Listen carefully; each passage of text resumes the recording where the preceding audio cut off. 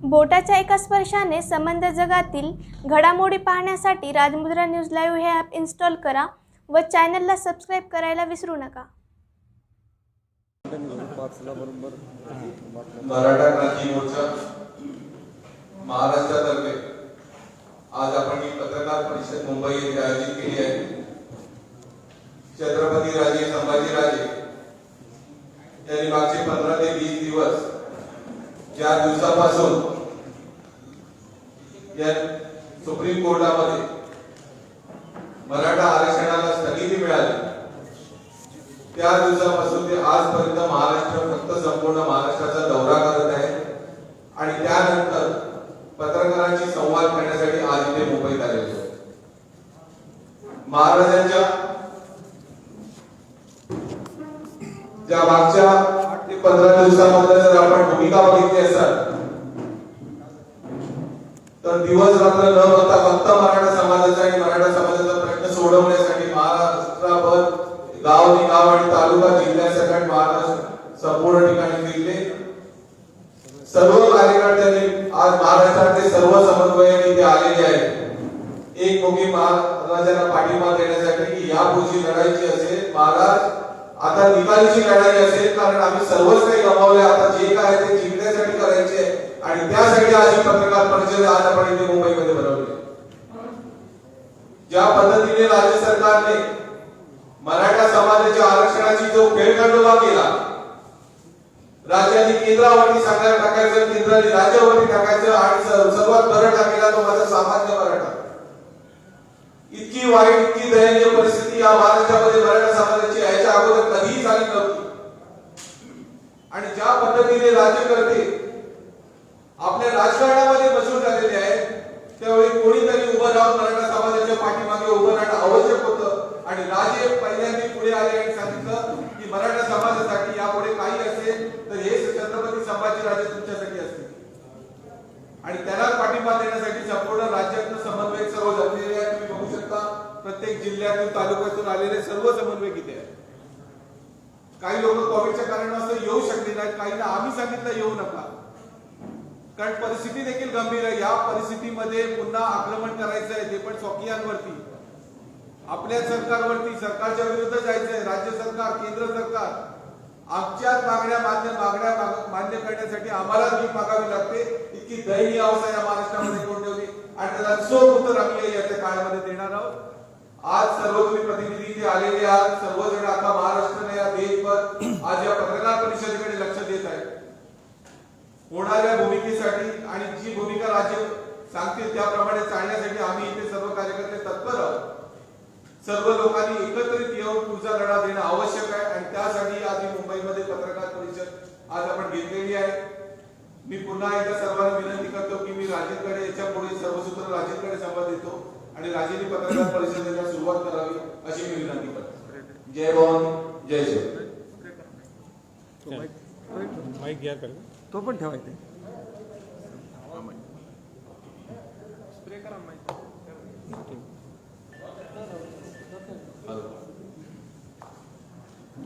जर आवाज येतो ना माईक घेऊनच बोला का ठीक आहे.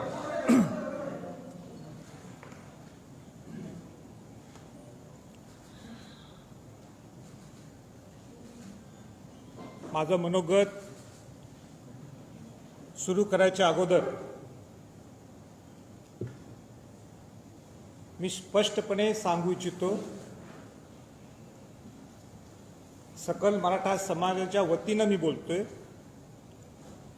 आम्ही कुठल्याही पक्षाच्या विरोधात किंबहुना कुठला राजकीय अजेंडा घेऊन अजिबात आलो नाहीये. आमचा सरळ आणि थेट एकच विषय की सकल मराठा समाजाला न्याय मिळाला पाहिजे. मी शिवाजी महाराजांचा आणि राजश्री छत्रपती शाहू महाराजांचा वंशज आहे आणि म्हणून आज पत्रकार परिषदेच्या माध्यमातून मी सांगू इच्छितो जो महाराष्ट्र मी पिंजून काढत आहे आज नाही तर 2007 पासून तो एकमेव आणि एकच कारण आहे की ज्या शिवाजी महाराजांनी स्वराज्य 18 पगड जातींचं केलं, ज्या राजश्री छत्रपती शाहू महाराजांनी बहुजन समाजाला पहिलं आरक्षण दिलं, ज्यामध्ये अनुसूचित जाती जमाती आणि ओबीसी होते, त्यामध्ये मराठा समाजाचा सुद्धा समावेश होता, आणि या मराठा समाजाला अन्याय आज होत आहे, त्यासाठी माझा लढा आहे. मला सांगायचंय की 1917ला राजश्री छत्रपती शाहू महाराज खामगावला गेले होते, विदर्भमध्ये मराठा शिक्षण परिषद होती त्यावेळी, केव्हा 1917ला. आणि शाहू महाराज त्या भाषणात काय बोलले त्याच्यावर मी बोलत नाही, पण एकच लाईन शाहू महाराज म्हटले की मी मराठ्यांचं नेतृत्व करत नाहीये, मी शेतकरी म्हणून आलोय, मी शिपाई गडी म्हणून आलोय, आणि म्हणून या मराठा समाजाचं आज मी नेतृत्व करण्यासाठी तो उभा नाहीये, त्यांच्या वतीनं मी त्यांचा शिपाई आहे, आणि शिपाई गडी म्हणून मी आज इथं तुमच्या समोर आलो. मला स्पष्ट सगळ्या बंधू भगिनींना सांगायचं आहे, मराठा समाजातल्या लोकांना, की जस्टिस गायकवाडांचा अहवाल हा अवैध ठरलाय. आपला कायदा हा रद्द झालाय. आपण एसीबीसी मध्ये मोडत नाहीत, आता आपण सामाजिक मागास राहिलो नाहीये, हे स्पष्टत्व आपल्याला समजायला पाहिजे. सर्वोच्च न्यायालयाने आपल्याला फॉरवर्ड क्लास, डॉमिनेटिंग क्लास असं संबोधलं गेलं.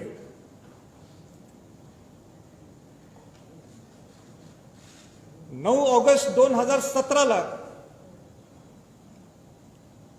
मी आझाद मैदानमध्ये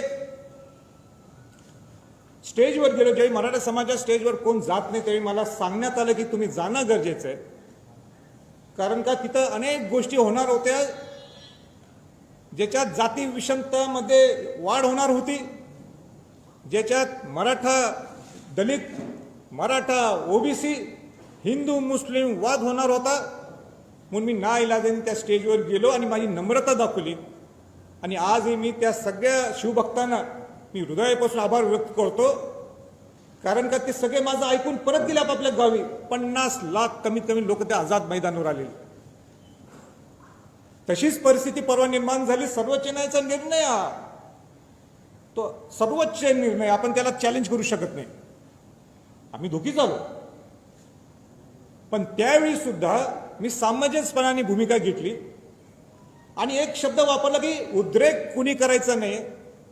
कोरोनाची महामारी हा फार मोठा योद्धा आपल्या समोर आहे, आपण जगलो तर आपण लढू शकतो, आणि म्हणून मी सामंजस्यपणाने भूमिका घेतली. अनेक लोकांना वाटलं की ही संभाजी छत्रपतींची ही मावळ भूमिका का, इथं तर जोरात भूमिका घ्यायला पाहिजे होती सरकारच्या विरोधात. आणि म्हणून परत एकदा मला सांगायचंय की मी त्यावेळी छत्रपतीच्या घराण्यात माझा जन्म झाला म्हणून त्या पद्धती माझी भूमिका होती. पण हे भूमिका घेतल्यानंतर लगेच 1-2 दिवसात या पक्षातल्या त्या पक्षातल्या लोकांचे आरोप, ह्याचा आरोप वेगळा, त्यांचा आरोप वेगळा, हा यांच्यावर बोट दाखवतो, ते तो त्यांच्यावर बोट दाखवतो. सत्ताधारी म्हणतात की पूर्वीचा कायदा खराब होता म्हणून ही परिस्थिती निर्माण झाली. विरोधातले आता लोक म्हणतात की हिनी बाजू बरोबर मांडली नाही म्हणून आमचं नुकसान झालं. आमच्या सगळ्या समाजातल्या लोकांना तुमच्या भांडणात काही घेणं देणं नाहीये. आम्हाला एकच घेणं देणं आहे, ते मराठा समाजाला तुम्ही न्याय मिळवून द्या. जो न्याय शिवाजी महाराजांनी मिळवून दिला, तो न्याय शाहू महाराजांनी मिळवून दिला, तो न्याय मिळवून आम्हाला द्या. बाकीचं आम्हाला काही घेणं देणं नाही. हीच भूमिका होती आमची. तुम्ही आजही लोकांना वेटीस धरू नका. तुम्ही खासदार, आमदार, मंत्री आहेत ना माझ्या सकट, आपण समाजाला काय देऊ शकतो. समाजाला वेटीस धरू नका. त्यांनी दाखवले त्यांच्या भावना आहेत 58 मार्चमध्ये, आणि कशा लोकांना आणतात रस्त्यावर. ह्यांचा हाल करायचा ह्या सगळ्या समन्वयकांचा. मी तयार आहे, मी स्वतःला हाल करून गेला, आणि बाकी या लोकांना काय हाल. खासदार आमदारांची जबाबदारी आहे. आणि म्हणून त्या दिवशी मी नाशिकमध्ये जी माझी भूमिका नाहीये, माझा मूळ स्वभाव नाहीये, मी आक्रमक होतो.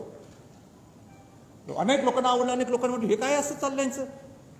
आक्रमक हे मी माझ्यासाठी नव्हतो, मी अस्वस्थ झालो. हे सरकार आणि सरकारच्या बाहेर मधले लोक, विरोधातले लोक हे असे कसे वागायला लागलेत. समाजाला न्याय द्या, पर्याय द्या, ही माझी भूमिका होती. आणि म्हणून पूर्ण मी समाजातल्या सगळ्या लोकांनी ठरवलं की राजे, मला म्हटले तुम्ही महाराष्ट्राचा दौरा करा, समजून घ्या. तिथं आम्ही गाडी अभ्यासकांना भेटलो, इतिहास आपल्या कायदे तज्ञांना भेटलो. पूर्ण महाराष्ट्र दौरा 3-4 दिवसात जेवढं होईल अजून मी करणार आहे. उद्या प्रकाश आंबेडकरांना सुद्धा भेटणार आहे. अनेक लोकांच्या सगळ्यांना भेटीगाठी सुरू केल्या, भावना समजून घेतल्या. इतके दुखी आहेत या प्रसंगी, इतके दुखी आहेत समाजातले लोक, अस्वस्थ आहेत. वेळ प्रसंगी कायदा सुद्धा हातात घेतील अशी परिस्थिती आहे. आज माझ्यामुळे सगळे शांत आहेत. मग मी त्यांना अशांत करून त्यांना सांगू, चला उतरा रस्त्यावर. ही भूमिका घ्यायची का मी? आम्हाला सुद्धा आक्रमक होते येते ना आक्रमक करायला. पण ही वेळ आहे का? किती वर्ष, किती वर्ष आपण त्यांना लोकांना त्याचं यूज करायचं. मला सांगा, हे जे मोठे 30% जे श्रीमंत वर्ग आहेत समाजातले, मराठा समाजात, ते येतात का रस्त्यावर? कोण नाही. हे 70%च गरीब माणूस येतो. ह्याच्या पुढे नाही चालणार आणि चालून देणार नाही आम्ही कोणच चालून देणार नाही. म्हणून पर्याय काय ते द्यायला पाहिजे. आणि मी आपल्याला सांगतो, मी म्हटलं होतं त्यावेळी, मी म्हणजे जे सगळे कायदे तज्ञ असतील, आमच्या ते जे हुशार लोक असतील, या सगळ्यांनी 3 पर्याय काढलेले आहेत. पण आमच्याकडं काय अशी काही यंत्रणा नाही आहे की फार कायदे तज्ञ आमच्याकडे. जेवढं शक्य आम्ही ते केलेलं आहे. आता मुख्यमंत्र्यांची माझी ती चर्चा झालीच. तिथं अटॉर्नी जनरल कुंभकोणीशी बोललो, अशोकराज चव्हाण होते, सगळ्यांना सांगले हे 3 पर्याय. देवेंद्रजींना सकाळी बोललो पर्याय, त्यांना सुद्धा सांगले 3 पर्याय. आता कोण नाही म्हणता मी बघतो. आणि त्यांनी मान्य केले. ते बंधूंना तुम्हाला मुद्दाम सांगायचं, मी मगाशी प्रेसला सांगितले, सगळ्यांनी ते पर्याय मान्य केले. सत्तेतल्या लोकांनी सुद्धा आणि जे विरोधी पक्षातले सुद्धा. बघा, मार्क माय वर्ड्स, जे मी सांगितलेत पर्याय ते त्यांनी मान्य केले. आणि त्याच्यानंतर काही बदलले तर जबाबदार तेच असतील. तर मी पर्याय वाचून दाखवतो. तसं मी ऑफेंडच बोलतो, पण शक्यतो वाचून दाखवतो. त्यांनी जस्टिस भोसलेंची समिती स्थापन केलेली आहे. 31 तारीख डेडलाईन त्यांनी दिलेली आहे. कारण का 4 तारखेला जर त्यांना रिव्ह्यू पिटिशन फाईल करायचं असेल तर 4 तारीख आहे. पण कोविडच्यामुळं ती तारीख पुढे गेलेली आहे. म्हणून मी त्यांना सांगितलं की गडबड करू नका. जे काही तुमचा रिपोर्ट आहे तर फुल प्रूफ. उद्या परत म्हणाल नको की हे राहिलं ते राहिलं. नेहमी मी सूचना देतोय, नेहमी सारखी कारण त्यांना सांगतो, बाबा हे दुरुस्त करा. पण नाही ऐकलं त्यावेळी. आता मला कोणाची चुका काढायची नाही. आपला पर्याय काय त्याच्यावर आपण लक्ष केंद्रित करायचं. तर पहिला पर्याय हा म्हणजे तुम्ही रिव्ह्यू पिटिशन फाईल करायला पाहिजे. ती रिव्ह्यू पिटिशन फाईल करताना मी सांगितलं ती उगाच लोकांना दाखवण्यासाठी नको, फॉर्मॅलिटी म्हणून. फुल प्रूफ आम्हाला पाहिलं. रिव्ह्यू पिटिशन हा पहिला पर्याय राज्य सरकारचा आहे. हे राज्य सरकारचा पर्याय. दुसरा पर्याय, जर का रिव्ह्यू पिटिशन आपण धरू, जर ते टिकलं नाही तर आपल्याला दुसरा पर्याय आहे हा क्युरेटिव्ह पिटिशन. जो अवघड आहे, अपवादात्मक परिस्थिती ते करावं लागतो, तो लास्ट हे आहे, शेवटचा तो असतो जो राज्य सरकार करू शकते. पण तिथं सुद्धा तयारी असल्याशिवाय तुम्ही पुढे जाऊ शकणार नाही. राज्याकडे हे 2च पर्याय ह्या मिनिटाला. चौथा एक पर्याय आहे त्यांचा, किंबहुना तिसरा मी नंतर येतो. पण हे 2 पर्याय त्यांच्या हातातले. रिव्ह्यू पिटिशन, ते नाही टिकलं तर क्युरेटिव्ह पिटिशन. आता जो सेंट्रल गव्हर्नमेंटकडं आपण हा विषय जाऊ शकतो, म्हणजे मी जे मागासून म्हणायला लागले किंवा ह्या 2-1 महिन्यात म्हणायला लागले, ही जबाबदारी राज्याची आणि केंद्राची आहे, दोघांची आहे. माझं तुझं करून काय उपयोग नाही आहे. आपल्याला इथं नवरा बायको म्हणूनच राहायचं आहे. जो सरकारमध्ये आहे तो आणि जो सरकारमध्ये नाही तो. आपल्याला एकत्रच राहायचंय, एका कुटुंबातच राहायचंय. जर मराठा समाजाला द्यायचं असेल तुम्हाला एका कुटुंबासारखं वागावं लागणार, आवडो की न आवडो. आणि त्याच्यासाठी मी आहे, त्यासाठी मी आहे. किंवा ती छत्रपती घराण्याचा वेटो वापरू. तर वेटो म्हणजे काय पूर्वीसारखा वेटो नाहीये. आता वेटो म्हणजे काय गोड बोलून सगळ्यांनी एकत्र आणणे, हा वेटो आहे. तर तिसरा पर्याय काय आहे की 342A आर्टिकलच्या 342A च्या माध्यमातून तुम्हाला आपलं प्रपोजल हे सेंटरकडे देऊ शकता. ते कसं देऊ शकता? राज्यपालांच्या माध्यमातून. आता राज्यपालांना हे भेटले, पण राज्यपालांना नुसतं भेटून काही उपयोग नाहीये, पत्र देऊन उपयोग नाहीये. राज्यपालांना ज्यावेळी तुम्हाला भेटायचं आहे तर तुम्हाला पूर्ण डाटा हा उभा करावा लागणार. परत त्याला 5-6 महिने लागतील कमीत कमी. जस्टिस गायकवाड अहवालामध्ये काय त्रुटी असतील त्या त्रुटीवर अभ्यास करावा लागेल. वेळ पडलीच तर मला वाटते, मला ते टेक्निकली चुकत असेल, मी तिथं आयोग उभा करायला लागेल. आयोग आहेच वाटते, पण ते जे असेल ते. आणि तुम्हाला मग त्याच्या माध्यमातून राज्यपालच्या माध्यमातून ते राष्ट्रपतींकडे जाणार. राष्ट्रपतींना योग्य वाटलं तर केंद्रीय मागासवर्गीय आयोगाकडे देतील. केंद्रीय मागासवर्गीयांना आयोग योग्य वाटलं तर पार्लमेंटला ते सेंट्रल लिस्टमध्ये ते वाढवण्यासाठी तो विषय जाईल. हा 342A आहे. आता मी काय कुठलं ते कागद काढलं असं नाही.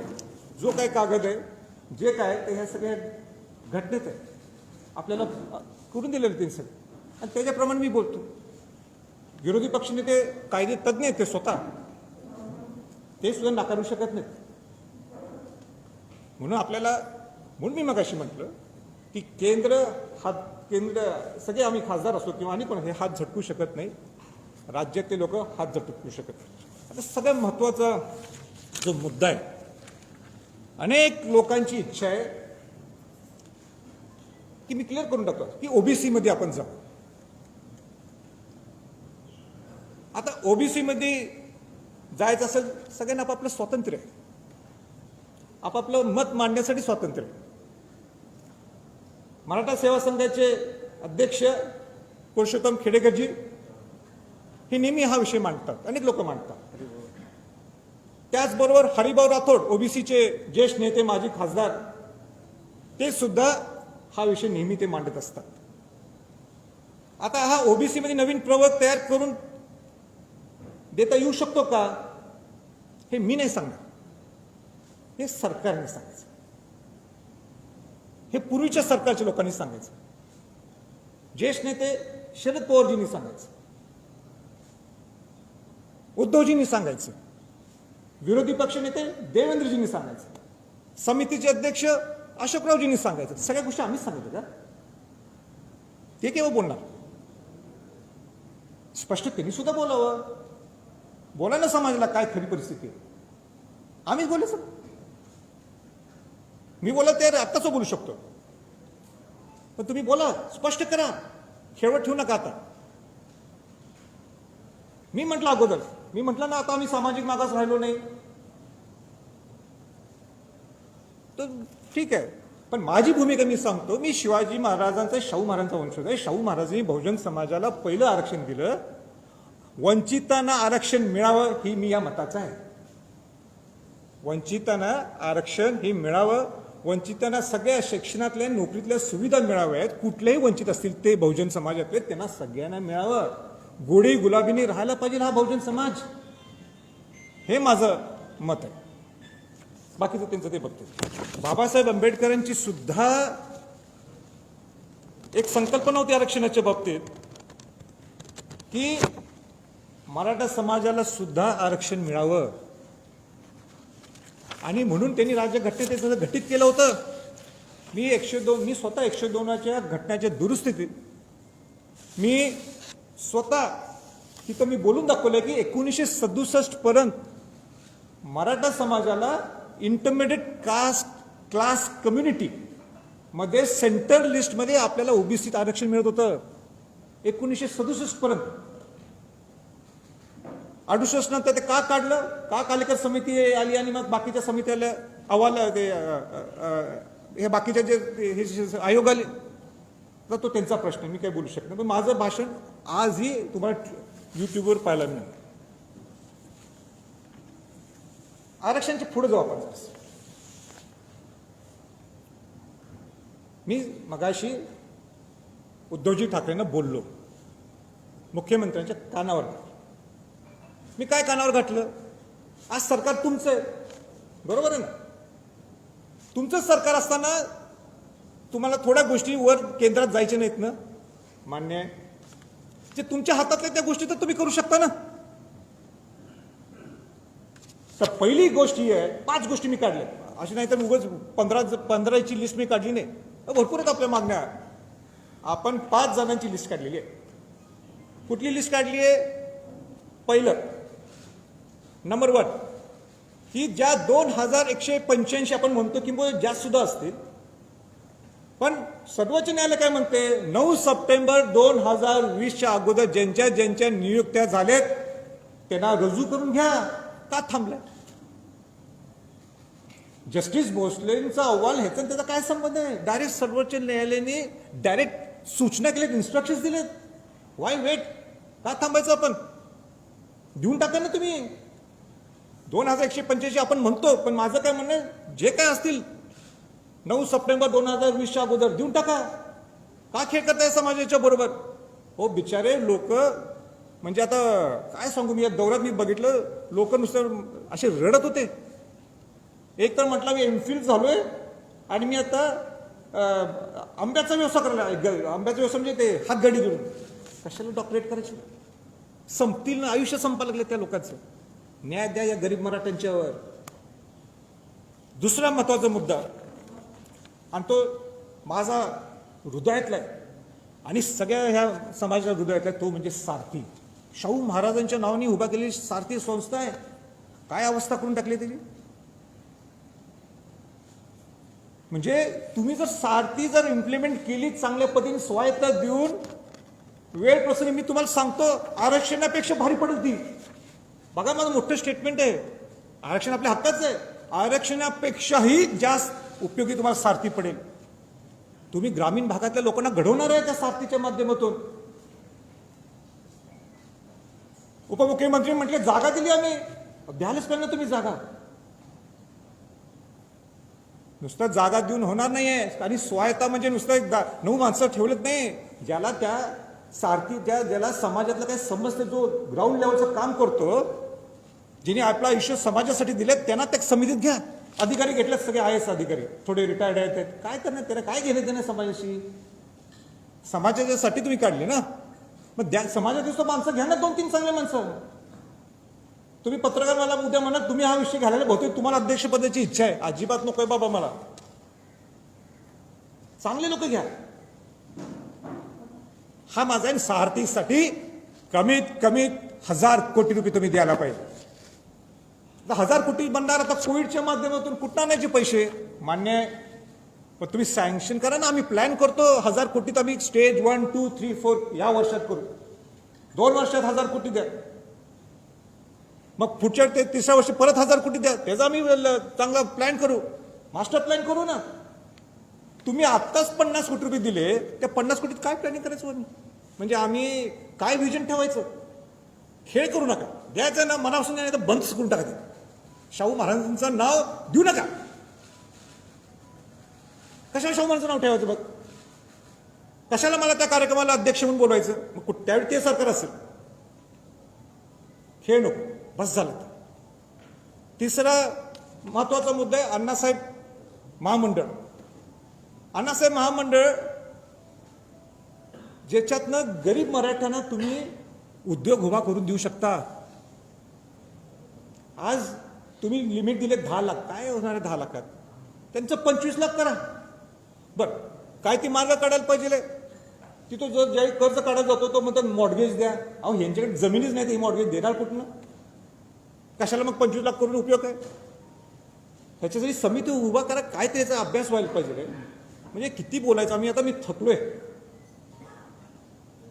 म्हणून अण्णासाहेब पाटील महामंडळाचं सुद्धा परत त्याची उभारणी व्हायला पाहिजे, हे मी सुद्धा मुख्यमंत्र्यांच्या कानावर घातलेलं आहे. तिसरा, वसतिगृह तुमच्या हातातले, दर जिल्ह्यात वसतिगृह उभा करा ना. तुम्हाला या आरक्षणाच्या ह्याच्यासाठी 6 महिने लागतील, वर्ष लागेल, 1.5 वर्ष लागेल, माहित नाही. काय माहित नाही आपल्याला. 6 महिन्यानंतर म्हणणार लोक विसरले. पण हे तर तुमच्या हातात, हे द्या ना तुम्ही वसतिगृह. दर जिल्ह्यात एक वसतिगृह द्या. एक उदाहरण सांगायचं म्हणजे सोलापूरला वसतिगृह तुम्ही अलॉट केलंय. इथं आले सोलापूरचे समन्वयक माऊली पवार, विचारा कुठे आहेत का इथं आले? हात वर करा कोणा. हा त्यांना विचारा. अलॉट केले पण इश्यूज नाही केलं. हे काय चाललंय? एक मराठा समाजासाठी एक वेगळी समिती स्थापन करा ना. आमच्यासारखे लोक घ्या त्याच्यात, आम्ही सहकार्य करू तुम्हाला. आणि सगळ्यात महत्वाचा त्या 4 मधला 5वा मुद्दा तो म्हणजे, मला सांगा, एक 30% आमच्या श्रीमंत लोक सोडून द्या, 70% गरीब मराठा समाज आहे का नाही? त्या बिचारांची चूक काय? त्या बहुजन समाजातल्या लोकांना इथं तुम्ही सवलती देता, ओबीसी समाज लोकांना सवलती देता का नाही सवलती? का ते गरीब आहेत, ते वंचित आहेत, त्यांना द्यायला पाहिजे आपण. मी त्याच्या फॉर आहे, मी शाहूंचा वंश द्यायलाच लागणार, मी त्यांच्यावर अन्याय होऊन देणार नाही. पण मराठा समाज सुद्धा या बहुजनाचा एक घटक आहे. ज्या ओबीसी प्रमाणे ज्या ओबीसीच्या लोकांना सवलती मिळतात त्या मराठा समाजातल्या लोकांना सुद्धा शिक्षणाच्या सवलती द्या ना तुम्ही. किती सोप्या त्या गोष्टी, काय अवघड आहे? 4-5 गोष्टी सांगितल्या, 15-20 सांगितले नाहीत मी. म्हणून मी आज स्पष्ट सांगायचंय मुख्यमंत्री महोदयांना, 6 जून हा राज्याभिषेक सोहळा आहे. काय असतं राज्याभिषेक सोहळ्याला? काय झालं? शिवाजी महाराज हे छत्रपती झाले. शिवाजी महाराज काय झाले? छत्रपती झाले. शिवाजी महाराजांचा राज्याभिषेक 6 जूनला झाला. शिवाजी महाराजांनी शपथ घेतली, माझं स्वराज्य हे सुराज्य व्हावं. आणि म्हणून मी आज या प्रेस कॉन्फरन्सच्या माध्यमातून सांगतो, जर 6 जून पर्यंत ह्याच्यावर जर काही निकाल लागला नाही या 5 गोष्टीवर, आमची आंदोलनाची भूमिका त्या रायगडवरनच होणार.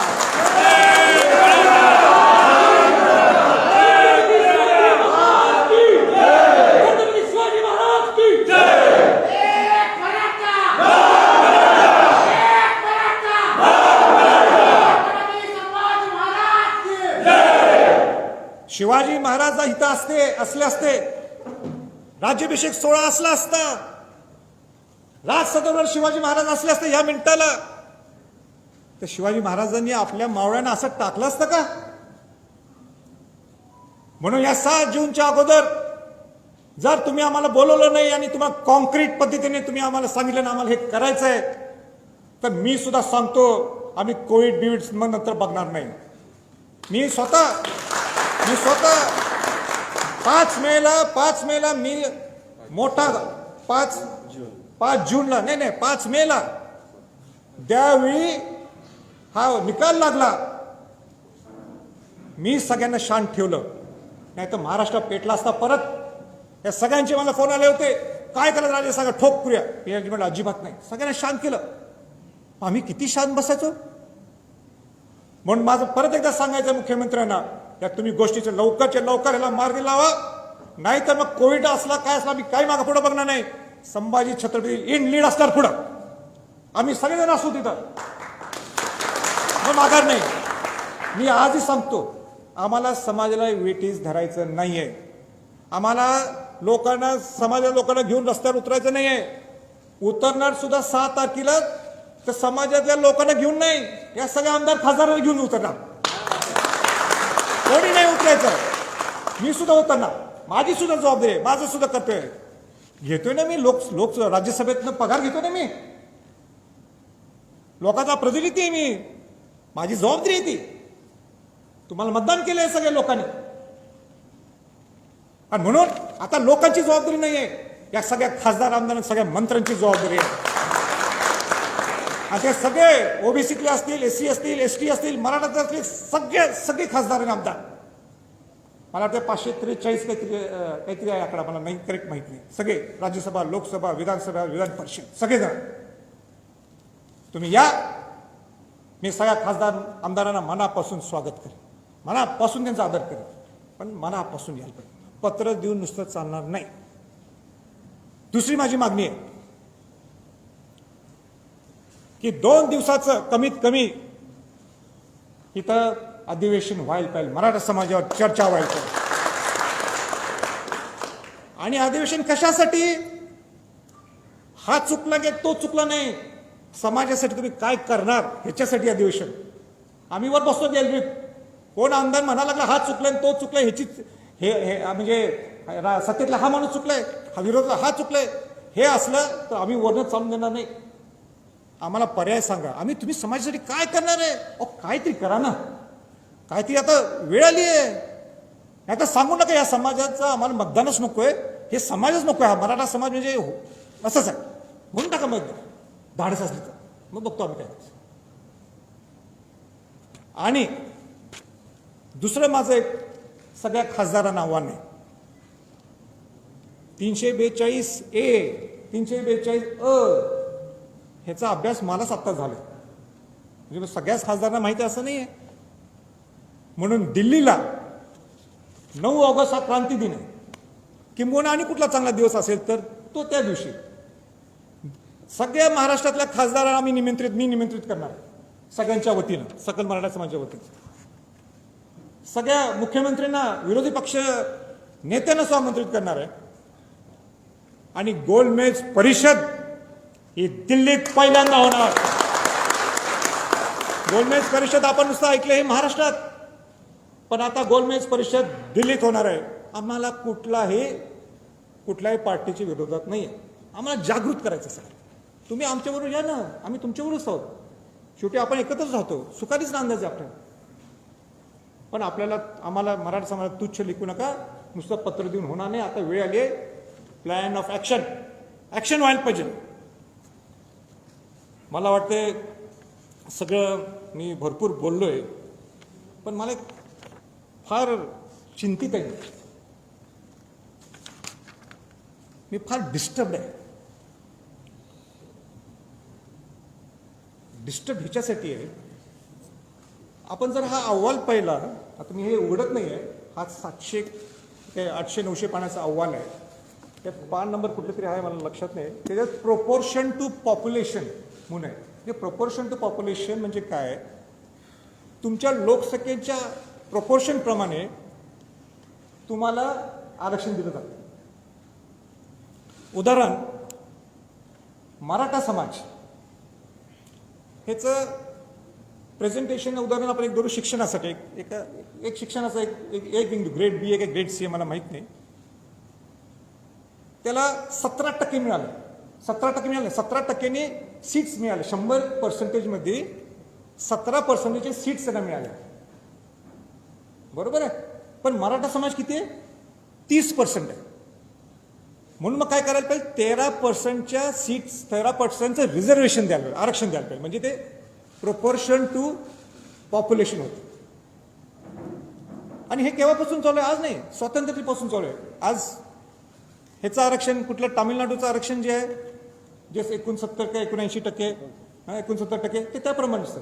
इतर बाकीच्या राज्यात जे 50%च्या वर गेले त्याप्रमाणेच सगळं मान्य. सर्वोच्च न्यायालयाचा निकाल आम्हाला मान्य. पण सर्वोच्च न्यायालयाने काय केलं माहिती आहे का? सर्वोच्च न्यायालयाचा निकाल आम्ही आदर करतो, पण इतिहासात पहिल्यांदा त्यांनी ते प्रेसिडेंट्स घेतलं नाही. त्यांनी नवीन फॉर्म्युला काढला. ठीक आहे, त्यांचं सर्वोच्च न्यायालयाची काहीतरी पद्धत असेल, पॅटर्न असेल, मला माहीत नाही. त्यांनी काय केलं? प्रोपोर्शन टू पॉप्युलेशन बघितलं नाही. त्यांनी सांगितलं तुमचे 52% जे मराठा समाजातलं आरक्षण जे आहे ते SC ST OBCचं, त्याच्यात मराठा समाजाने याचं नाही मान्य आहे. तुमचं राहते 48%. त्या 48% तुम्ही आता ह्याच्यात किती दिसलं? तुमचं 30%, 32%, 31%. तुम्हाला एड्युकेटेड रिप्रेझेंटेशन ऑलरेडी मिळायला लागलेलं आहे. तुम्हाला काय द्यायचं? आम्ही 16-4 मध्ये तुम्ही बसू शकत नाही. ठीक आहे, मान्य. पण मला भीती काय आहे? मी बहुजनाचं नेतृत्व करतो. बहुजन समाजात शाहू महाराजांनी जे बहुजनाला एक चालना दिली, त्या बहुजनांचं मी पद्धतीने चालतो.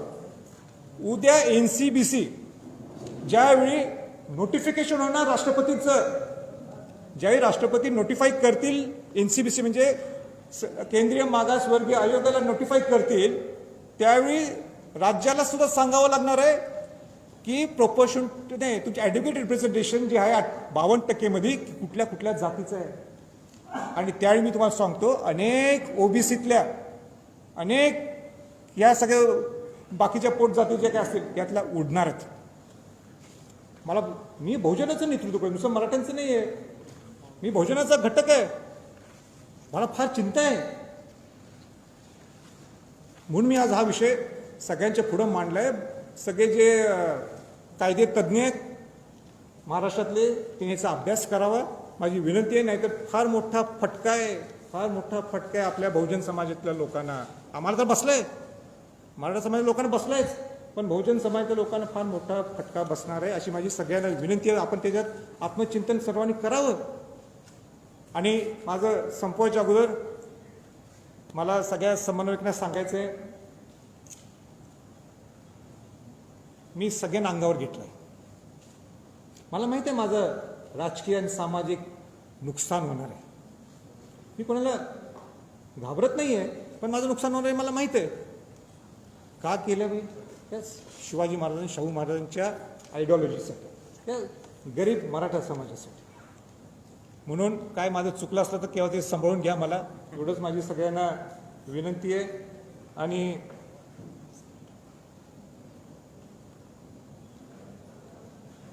आणि माझा दौरा मी विसरलो मध्ये मागाशी मुद्दा.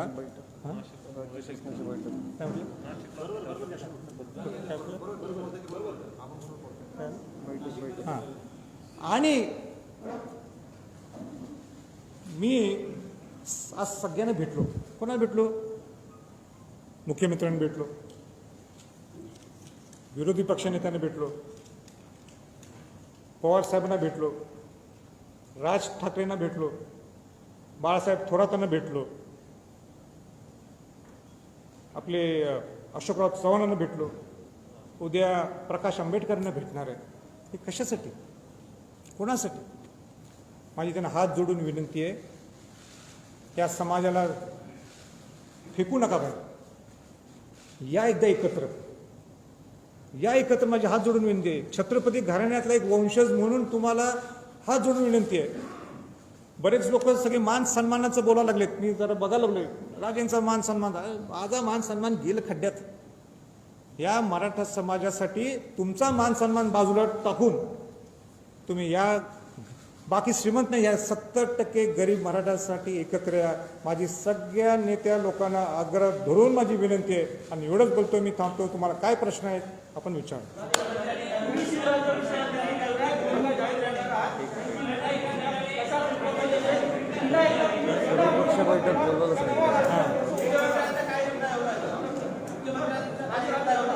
एक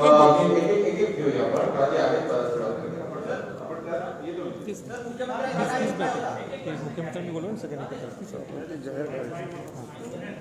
आपण मागणी केली.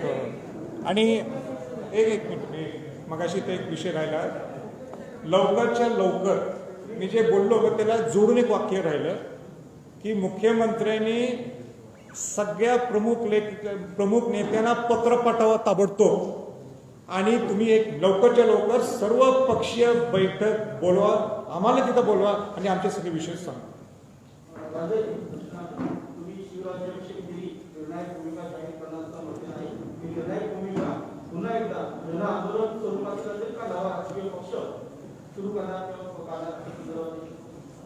तुमचे दोन वेगळे प्रश्न आहेत. जी भूमिका आहे आम्हाला घ्यायची 6 जूनला आंदोलनाची, ती घेऊन या ही आमची इच्छा आहे. तुम्ही लवकर बोलवा, मला विषय क्लोज करून टाकू आपण. हे 5 विषय ते तुम्ही. आणि दुसरा काय म्हटलं पक्ष, त्याच्याशी कनेक्ट राजकीय पक्ष. तुमच्या प्रश्नाचं उत्तर देतो स्पष्टपणाने. जर बहुजन समाजाची इच्छा असेल तर निश्चित विचार केला जाईल. पण आज विषय हा मराठा समाजाचा आहे. आपल्याला मराठा समाजाला न्याय कसा देता येईल हे आम्हाला सगळ्या पुढाऱ्यांनी आम्हाला सांगा. नवीन पक्ष काढावा शिवशक्ती भीमशक्ती एकत्र येणार का? नाही नाही, ती पूर्वीपासून आहे. शाहू महाराज आणि बाबासाहेब आंबेडकर सगळे जीवाचे संबंध होते आणि म्हणून मी त्यांना भेटणार आहे. त्यांचा सहकार्य आपल्याला लागणार आहे ना. आणि सोशल इक्वेशन्स नाही आहे, सोशल स्टॅबिलिटी.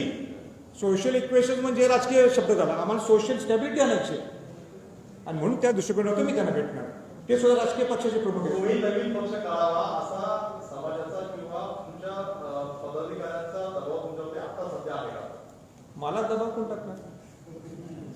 दबाव टाकली पाहिजे हिंमत आहे ते. मी माझं ते पक्षाचं काही विषयी बोललो मी. सर, दोन प्रश्न. एक, यामध्ये तुम्ही म्हणताय की राजकीय पक्षाचं गरज असेल तर राज्याध्यक्ष काढू, पण आता इतर कुठल्या पक्षाकडून अशी काही नेतृत्व करावी, खास करून मराठा संदर्भात किंवा खासदार असतील आमदार असतील, तुम्ही म्हणताय की सगळ्यांना एकत्र घेऊन जाऊ, तर काही दबाव तंत्र, खास करून राजीनाम्याचा दबाव तंत्र या संदर्भात वापरलं जाईल का जर साहजिक निकाल झाला नाही किंवा सहकार्यच झालं नाही? नाही, हे बघा, ते पक्षाचा विषय जो काही तुम्ही तो बोललो मी मी सोलापूरला सुद्धा बोललोय आणि मला वाटतं औरंगाबादला सुद्धा बोललोय. जो राजीनाम्याचा विषय आहे ना, जर काय सकल मराठा समाजाच्या माध्यमातून आणि आपल्याला जर आरक्षण मिळत असेल, राजीनामा देऊन आता देतो, उद्या सुद्धा कशाला मिळणार का आरक्षण? पण तुम्ही उलट मला आज सांगायचं आहे निमित्ताने, खासदार झाल्यापासून कुठल्या पुढारीने जे काम केले नाही ते मी करून दाखवले. दोनच कामं सांगतो. शिवाजी महाराजांची जयंती आजपर्यंत भारताच्या इतिहासात दिल्लीत झाली नाही. मोठ्या प्रमाणात पहिल्या शिवजयंतीला राष्ट्रपती आलेले, नौदल प्रमुख आलेले, लष्कर प्रमुख आले, कोल्हापूरचे छत्रपती शाहू महाराज होते. राजश्री छत्रपती शाहू महाराजांची जयंती आजपर्यंत आपण शाहू फुले आंबेडकर नव्हतो, पण कोणी केली का पार्लमेंटमध्ये? नाही, संभाजी छत्रपती सुरू केली. तिथं ते चित्र शिवाजी महाराजांचं ते चित्र आजपर्यंत राष्ट्रपती भवनात नव्हतं. ते मुख्यमंत्री आम्ही राष्ट्रपतींना दिलं. राष्ट्रपतीने आपल्या भाषणात सांगितलं पहिल्यांदा इतिहासात शिवाजी महाराजांचं ते चित्र हे तिथं राष्ट्रपती भवनात लागणार. रायगड किल्ल्याचं संवर्धन जतन हे कसं व्हायला लागले? कोणामुळे व्हायला लागले? कशामुळे व्हायला लागले? खासदार झाल्यानं मी प्रेशर टाकू शकलो म्हणून रायगड किल्ल्याचं संवर्धन जतन सुरू आहे. इतिहासात पहिल्यांदा स्वातंत्र्याच्या नंतर. काय करावं? तो जिच्या असेल समाजच्या घटकाचं सांगा.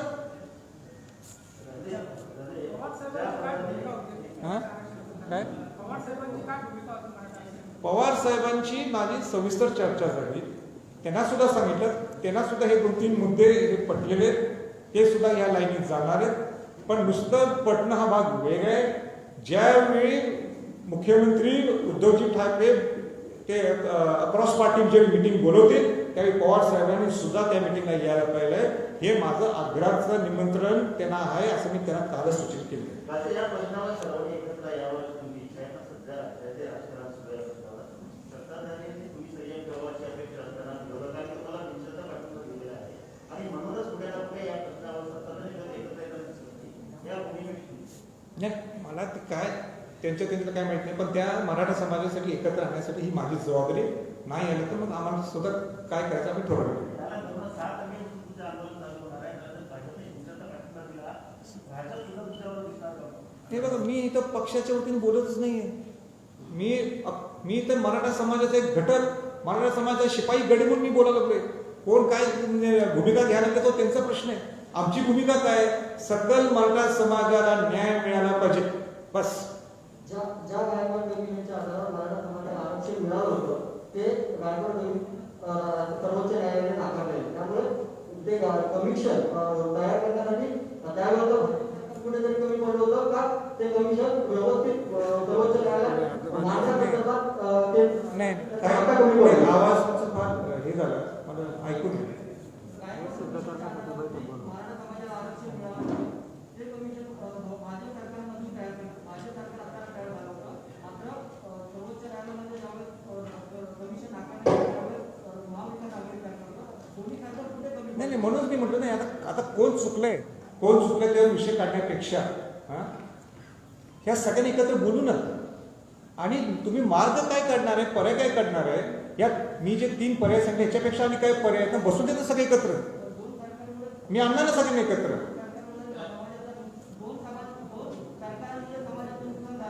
हो झालेच ना. आज समाज किती अस्वस्थ झाले. तुम्ही मला सांगा, ज्यांनी 58 मोर्चे काढले, रस्त्यावर आले, परत त्यांना रस्त्यावर आले, त्यांच्या दोघांच्या भांडणात काय परवडणार कोणाला करून. जर आता इथं माझ्या 5-6 गुन्हे आहेत, त्यांचे वडील वारले, एखादा ड्रायव्हर वारलाय, इथं उभा करून मी दाखवू शकतो.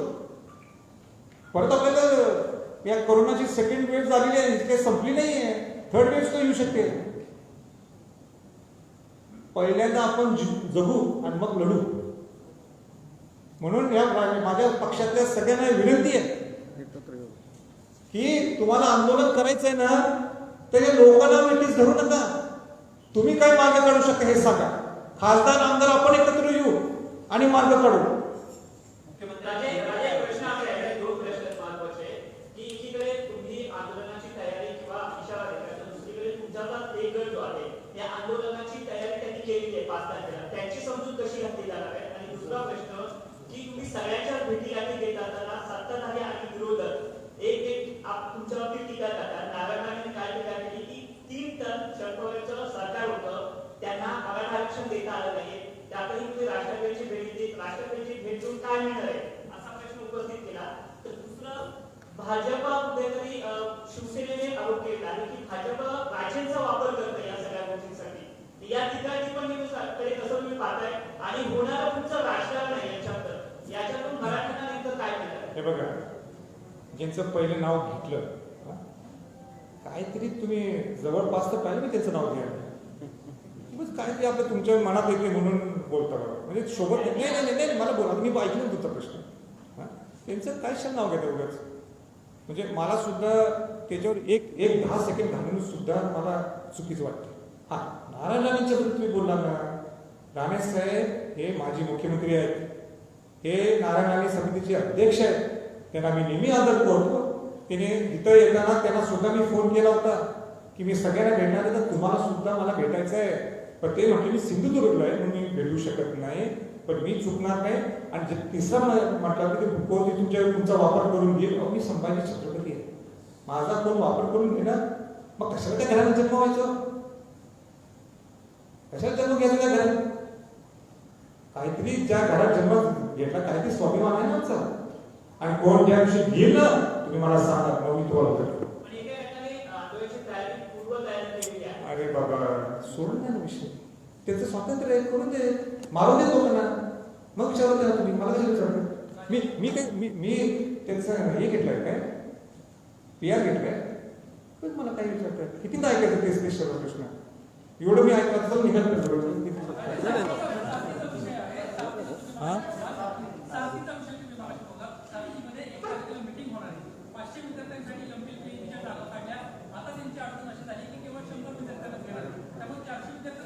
नाही, तुमचा सगळे साठीचे विषय मी त्यांना सांगितले, मुख्यमंत्र्यांना नोट करून मी तुम्हाला देणार आहे. अजित पवारांना सुद्धा मी काल भेटलो, ज्यावेळी पवार साहेबांना भेटायला गेलो होतो त्यावेळी त्यांना सुद्धा सांगितले की सगळे विषय मार्गी लावण्यासाठी एक नोट करून तुम्ही देणार आहे, आणि नाही लावलं तर मग मला माहिती काय करायचं. हा काय नाही, ऐका, पदोन्नतीचा विषय आम्हाला घेऊ नका. त्याला कारण आहे, माझं पूर्ण लक्ष केंद्रित त्या मराठा समाजाच्या आरक्षण मिळावं, आणि त्यात मिक्स करू नका. आणि प्लीज माझी विनंती. हां काय काय मुख्यमंत्र्यांची भूमिका 5-6 दिवसात चालेल. ताज्या घडामोडी पाहण्यासाठी राजमुद्रा न्यूज लाईव्हला सबस्क्राईब करा, बेल आयकॉन